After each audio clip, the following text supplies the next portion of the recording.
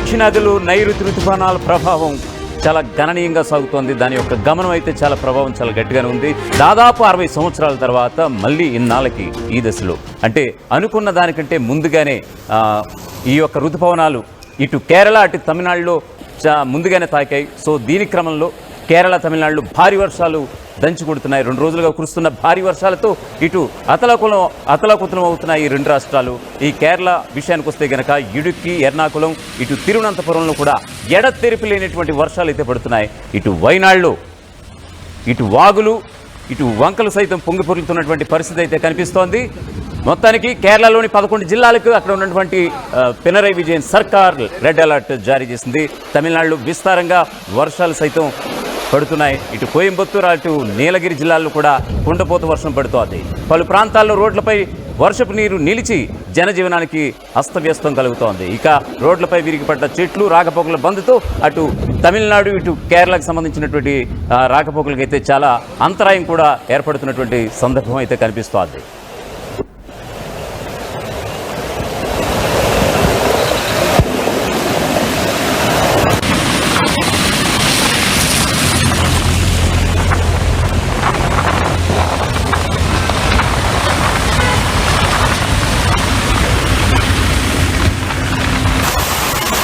ప్రస్తుతం మనం చూస్తున్న విజువల్స్ అన్నీ కూడా ఇటు కేరళ అటు తమిళనాడుకు సంబంధించినటువంటి విజువల్స్. గత 2 రోజులుగా కురుస్తున్న భారీ వర్షాలతో అటు కేరళ కానీ ఇటు తమిళనాడు కానీ అతలాకుతలం అవుతున్నటువంటి పరిస్థితి. ఎందుకంటే కేరళలో ఎత్తైనటువంటి కొండలు ఇటువంటి ప్రాంతాలు, ఎందుకంటే 2018లో కూడా మనం చూసాం అక్కడ ఉన్నటువంటి ఇటువంటి అక్కడ వరద వస్తే ఎలా ఉంటుందో, ముందుగా అక్కడ ఉన్నటువంటి చినుకుకి ఎంత మనం మూల్యం చెల్లించుకుంటాము అంటే మానవుల పరంగా కావచ్చు వాటెవర్. 2018లో ఉన్నటువంటి ఒక ఇన్సిడెంట్ అయితే మనం కళ్ళారా చూసాం. అటువంటి ఇన్సిడెంట్ మళ్ళీ ఏమైనా తలెత్తే అవకాశం ఉన్నట్టుగా ఉందా అంటే కనుక అటువంటి విజువల్స్ మనం చూస్తున్నటువంటి పరిస్థితి. కాకపోతే ఇక్కడ ఉన్నటువంటి ఒక గుడ్ న్యూస్ ఏంటంటే నైరుతి ఋతుపవనాల ఆగమనం అనేది కాస్త ముందుగానే వచ్చిందని అంటే కనుక ఖచ్చితంగా దాదాపు 60 ఏళ్ల తర్వాత వచ్చినటువంటి సందర్భం అయితే కనిపిస్తుంది. దాదాపు 60 ఏళ్ల తర్వాత మళ్ళీ 4 వచ్చిందని చెప్పేసి ఐఎండి అధికారులు సైతం చెప్తున్నటువంటి పరిస్థితి అయితే కనిపిస్తోంది. సో ఇప్పుడు చూస్తున్నటువంటి విజువల్స్ ఇటు కేరళ అటు తమిళనాడులో ఉన్నటువంటి ప్రాంతాలకు చెందినటువంటి విజువల్స్. సో దీనికి సంబంధించి పూర్తి అప్డేట్స్ ఇవ్వడానికి దక్షిణాదిన ఈ ఋతుపవనాల ఆగమనం ఇంత విస్తారంగా విస్తరించడం గల కారణాలు, దీనికి సంబంధించిన పూర్తి అప్డేట్స్ ఇవ్వడానికి మా ప్రతినిధి శిల్ప లైవ్లో సిద్ధంగా ఉన్నారు. శిల్ప, ప్రస్తుతం ఆల్రెడీ ఇటు కేరళ కానీ అటు తమిళనాడులో కూడా భారీగా వర్షాలు అయితే దంచి కొడుతున్నటువంటి పరిస్థితి కనిపిస్తోంది. సో మరో కొన్ని రోజుల్లో కూడా ఇటు తమిళనాడు కూడా అటు ఏపీలో కూడా విస్తారంగా వర్షాలు పడే అవకాశాలు ఉన్నట్లు కూడా ఇటు ఐఎండీ అధికారులు కూడా చెప్తున్నటువంటి పరిస్థితి. దీనికి సంబంధించి మీ దగ్గర ఉన్నటువంటి అప్డేట్స్ ఏమిటి శిల్ప?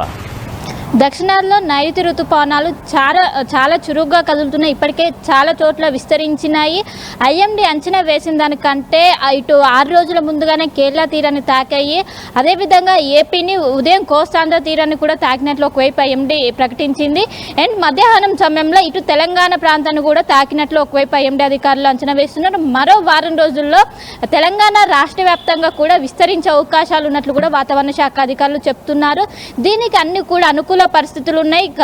మనం గడిచిన ఇయర్లో చూసుకున్నట్లయితే 30వ తారీఖున నైరుతి ఋతుపవనాలు కేరళను తాకాయి. కానీ ఈసారి అనుకున్న దానికంటే చాలా రోజుల ముందుగానే తాకటంతో ఈసారి విస్తారంగా వర్షాలు ఉంటాయి అంటూ కూడా అధిక వర్షాలు నమోదయ్యే అవకాశాలు ఉన్నట్లు కూడా ఐఎండీ అంచనా వేస్తుంది.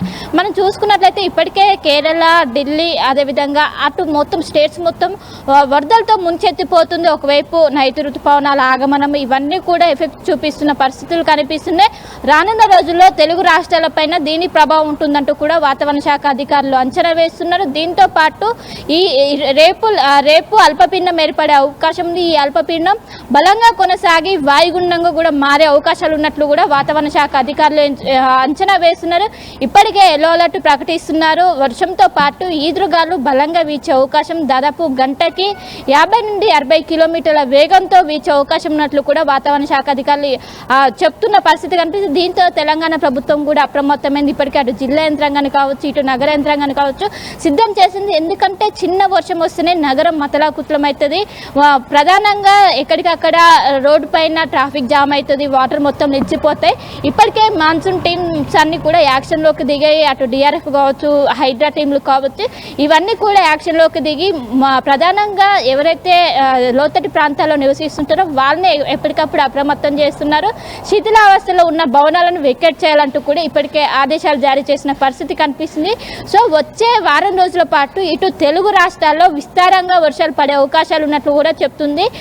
మరి 3 నుంచి 4 రోజుల్లో మొత్తం తెలంగాణ వ్యాప్తంగా కూడా ఈ నైరుతి ఋతుపవనాలు విస్తరించే అవకాశాలు ఉన్నట్లు కూడా ఒకవైపు ఐఎండీ కాసేపటి క్రితం ప్రకటన చేసిన పరిస్థితులు కనిపిస్తున్నాయి. ఇంకోవైపు అల్పపీడన ప్రభావం, అదేవిధంగా నైరుతి ఋతుపవనాలు ఈ రెండింటి ఎఫెక్ట్తోని భారీగా వర్షాలు నమోదవడానికి ఆస్కారం ఉన్నట్లు కూడా ఇప్పటికే వాతావరణ శాఖ అధికారులు చెప్తున్నారు. ఇప్పటికే ఒకవైపు ప్రజలు కూడా ఈ సమయంలో ఎలాంటివి పెట్టుకోవద్దు, ఒకవైపు టూర్స్ కావచ్చు వీటినన్నింటిని కూడా ఈ సమయంలో పెట్టుకోవద్దంటూ కూడా చెప్తున్నారు. ఇంకోవైపు కేరళలో మనం గత సంవత్సరం ఫ్లడ్స్ వచ్చినాయి. మళ్ళీ ఈసారి కూడా అదే పరిస్థితి ఉంటుందంటూ కూడా ఇప్పటికే పినరాయి ప్రభుత్వం కూడా అలర్ట్ అయింది. అందరూ కూడా జాగ్రత్తగా ఉండాలంటూ కూడా సూచిస్తున్న పరిస్థితి మనకు ఓవరాల్గా కనిపిస్తుంది. సో మొత్తం మీద వచ్చే 4 రోజుల పాటు ఇటు తెలుగు రాష్ట్రాల్లో భారీ వర్షాలు పడడానికి అవకాశం ఉంది. వర్షాలతో పాటు ఈదురుగాలు గంటకు 50 నుండి 60 కిలోమీటర్ల వేగంతో వీచే అవకాశాలు ఉన్నట్లు కూడా ఇప్పటికే ఐఎండీ అధికారులు అయితే స్పష్టం చేశారు. శిల్ప, మరి ఒక విషయం ఇక్కడ పర్టికులర్గా మనం ప్రధానంగా చర్చించుకోవాల్సినటువంటి ఒక విషయం, ఎందుకంటే తెలంగాణ హెడ్ క్వార్టర్గా ఉన్నటువంటి హైదరాబాద్ నగరానికి విషయానికి వస్తే కనుక పడ్డ చినుకుతో ఎంత నష్టం వాటిల్లిందో గడిచిన కొన్ని సంవత్సరాల క్రితం మనం చూసాం శిల్ప. యాక్చువల్గా దీనికి సంబంధించి మనం చర్చించుకోవాలనుకుంటే కనుక చాలా విపత్తే సంభవించిందని చెప్పుకోవాలి. సో చినుకుకి చాలా మూల్యం చెల్లించుకున్నటువంటి పరిస్థితి హైదరాబాద్. సో ఈ క్రమంలో మరోవైపు దక్షిణాదిన మరి ముఖ్యంగా ఇటు కేరళ కావచ్చు, అటు తమిళనాడులో కావచ్చు, వాట్ ఎవర్ ఈ 2 రాష్ట్రాలు ఇప్పుడు అతలకుతలమైనటువంటి పరిస్థితి ఉన్నటువంటి నేపథ్యంలో ఇటు జీహెచ్ఎంసీ పరిధిలో ఉన్నటువంటి ఇటు ఎన్డీఆర్ఎఫ్ కావచ్చు, మరోవైపు ఎస్డీఆర్ఎఫ్ కావచ్చు, ఈ బృందాలు రక్షణ బృందాలు ఎక్కడ లోతట్టు ప్రాంతాలను గుర్తించారు, ఎక్కడ ఈ బృందాలు ముందస్తుగా ఎక్కడ ఉన్నాయి అంటే అటువంటి సెన్సిటివ్ ప్రాంతాలను ముందస్తుగానే జీహెచ్ఎంసీ అధికారులు గుర్తించి అక్కడికి పంపించినటువంటి సందర్భం ఏదైనా ఉందా శిల్ప? రైట్, ఖచ్చితంగా 2020లో వరదలు వచ్చాయి. అప్పుడు భాగ్యనగరం మొత్తం కూడా అతలాకుతలమైంది. సో అలాంటివి ఈసారి ఇంకోవైపు ఐఎండీ అధికారులు ఎక్కువగా వర్షపాతం నమోదయ్యే అవకాశం ఉన్నట్లు, ఎందుకంటే ఇప్పటికే ఐఎండీ అంచనా వేసిన దానికంటే ముందుగానే ఋతుపవనాలు ఇటు రాష్ట్రాలని తాకటంతో ఈసారి ఎక్కువగా వర్ష ప్రభావం ఉంటుంది. దీంతో ఇప్పటికే జిహెచ్ఎంసీ అధికారులు దీనిపైన నిరంతరంగా జోన్ల వైజ్గా దీనిపైన సమీక్ష సమావేశాలు నిర్వహిస్తున్నారు. ఖచ్చితంగా అందరూ రంగంలోకి దిగాలి. ఇటు ఎన్డీఆర్ఎఫ్ కావచ్చు, ఎస్డీఆర్ఎఫ్ కావచ్చు, నన్ను రంగంలోకి దిగి ఖచ్చితంగా ఎలాంటి సిచ్యువేషన్ వచ్చినా దాన్ని అధిగమించే విధంగా చర్యలు తీసుకోవాలంటూ కూడా మేయర్ నుంచి ఆదేశాలు వెళ్ళినట్లు కూడా ప్రస్తుతం అయితే సమాచారం అందుతుంది. ఇప్పటికే లోతట్టు ప్రాంత ప్రజలు ఎవరైతే ఉంటారో వాళ్ళందరూ చాలా జాగ్రత్తగా ఉండాలి, అవసరమైతే సురక్షిత ప్రాంతాలకు వెళ్ళడానికి సిద్ధంగా ఉండాలంటూ కూడా ఇప్పటికే అధికారులు సూచనలు జారీ చేసిన పరిస్థితి కనిపిస్తుంది. మనం గతంలో వర్షాలు వచ్చినప్పుడు మ్యాన్ హోల్స్ అది అక్కడ ఒక సమస్య అయితే, ఇంకోటి శిథిలావస్థ చెందిన భవనాల్లో ఉండడంతో అవి ఎక్కడికక్కడ కుప్పకూలుతున్నాయి. సో వాళ్ళందరినీ కూడా ప్రస్తుతం అలర్ట్ చేస్తున్నారు. అదేవిధంగా ట్రాఫిక్ కూడా ఎక్కువగా ట్రాఫిక్ జామ్ అనేది మనకు కనిపిస్తుంటుంది నగరంలో చిన్న వర్షం వచ్చినా. సో ఈసారి వర్ష ప్రభావం ఎక్కువగా ఉండటంతో ఇప్పటికే అటు ట్రాఫిక్ పోలీసులు కావచ్చు వీళ్ళందరూ కూడా ఎక్కడి నుంచి అంటే క్లియర్ చేసేందుకు, అదేవిధంగా వాటర్ స్టాగ్నెట్ పాయింట్ దగ్గర వాటర్ ఈజీగా వెళ్లేందుకు ప్రత్యేకమైన చర్యలు చేపట్టారు. అందులో భాగంగా ఇప్పటికే మాన్సూన్ టీమ్స్ కూడా సిద్ధంగా ఉంచారు. ఎలాంటి విపత్తు వచ్చినా ఎదుర్కొనే విధంగా అయితే ఇప్పటికే జిహెచ్ఎంసీ అధికారులు సర్వం సిద్ధం చేశారని చెప్పుకోవచ్చు. అటు జిల్లా యంత్రాంగాన్ని సైతం అలర్ట్ చేస్తున్నారు. ప్రజలు అప్రమత్తంగా ఉండాలి, అవసరమైతే బయటికి రావాలి ఈ సమయంలో అంటూ కూడా వచ్చే 5 రోజుల పాటు ఇటు తెలుగు రాష్ట్రాల్లో భారీ వర్షాలు ఉంటుంది. ఈ 5 రోజుల పాటు చాలా జాగ్రత్తగా ఉండాలంటూ కూడా ఒక ఆదేశాలు కూడా జారీ చేస్తున్నారు. సో మొత్తం మీద వర్షంతో పాటు ఈదురుగాలు కూడా ఉండడంతో చాలా జాగ్రత్తగా ఉండాలంటూ కూడా ఇప్పటికే సూచిస్తున్న పరిస్థితి కనిపిస్తుంది. ఇప్పటికే రాష్ట్ర ప్రభుత్వం కూడా అప్రమత్తమైంది. అటు జిల్లాలో ఉన్నటువంటి అధికారులకు హెచ్చరికలు జారీ చేస్తున్నారు. అదేవిధంగా ధాన్యానికి సంబంధించి కూడా ఇప్పటికే ధాన్యాన్ని తడవకుండా చూసుకోవాలంటూ రైతులకు ఒక సందేశం కూడా ఇస్తున్న పరిస్థితి అయితే మనకు ఓరలో కనిపిస్తుంది. సో మొత్తం మీద ఎలాంటి విపత్తు వచ్చినా మేము ఎదుర్కోవడానికి సిద్ధంగా ఉన్నామంటూ ఇటు జిహెచ్ఎంసీ విద్యుత్ యంత్రాంగం కావచ్చు, అటు ప్రభుత్వం కావచ్చు, మొత్తం మీద అప్రమత్తంగా ఉండాలంటూ ఇటు రాష్ట్ర ప్రజలకి సూచిస్తున్నారు. సో ఇప్పటికే నైరుతి రుతుపవనాలు ఆంధ్రప్రదేశ్ని ఉదయం కోస్తాంధ్ర తీరాన్ని తాకాయి, అనంతరం మధ్యాహ్నం తెలంగాణలో కూడా ప్రవేశించాయంటూ ఐఎండీ అధికారికంగా ప్రకటించింది. రానున్న వారం రోజుల్లోగా తెలంగాణ వ్యాప్తంగా విస్తరించే అవకాశాలు ఉన్నట్లు కూడా దీనికి సంబంధించి మొత్తం కూడా అనుకూల పరిస్థితులు ఉన్నాయి. గతంలో మొత్తం ప్రతికూల పరిస్థితులు ఏర్పడడం వల్ల అవి కొంచెం లేట్ అయ్యేది, కానీ ఈసారి కేరళ తీరాన్ని ఎప్పుడైతే తాకాయో మొత్తం కూడా అనుకూల పరిస్థితులు ఎదురవుతున్నాయి. అనుకూల పరిస్థితుల కారణంగా అవి ముందుగానే అనుకున్న దానికంటే ముందుగానే మొత్తం కూడా విస్తరిస్తున్నాయి.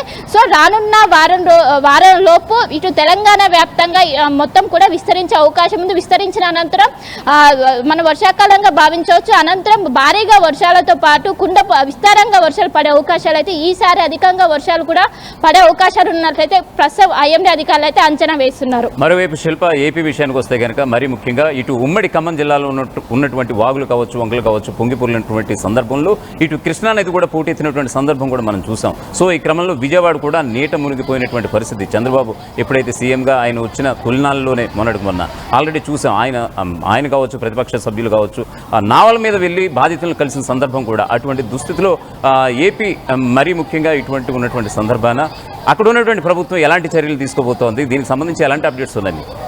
రైట్, గతేడాది విజయవాడలో భారీ వర్షాలకు అక్కడ మొత్తం కూడా అతలాకుతలమైంది.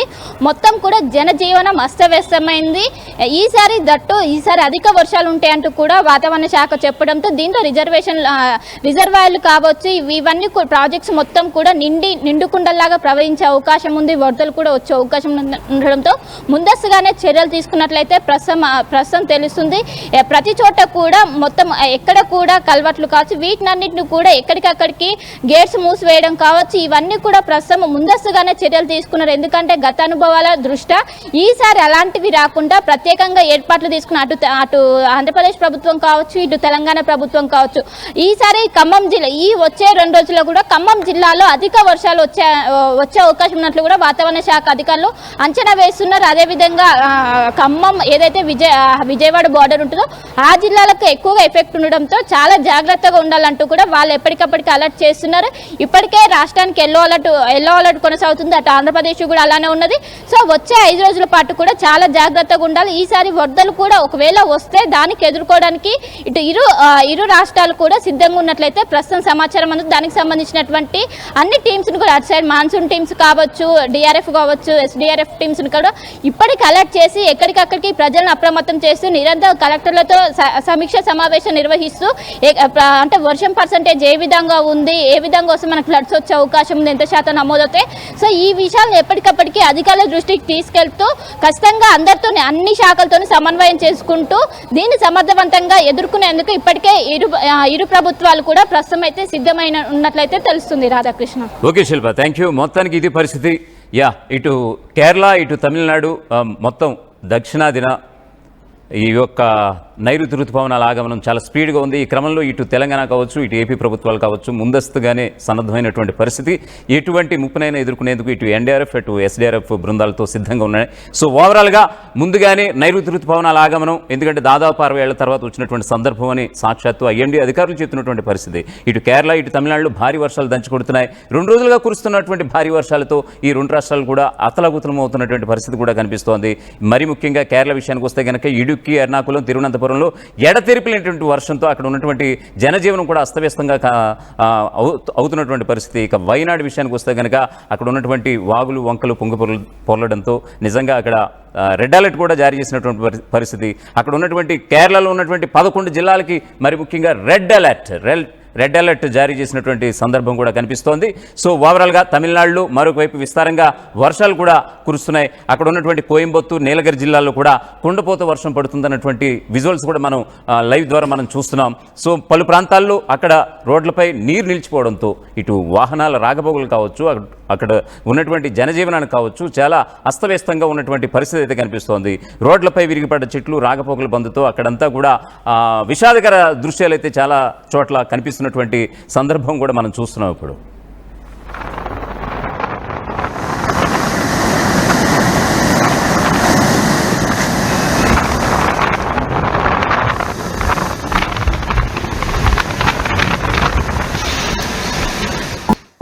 आज्ञापकाय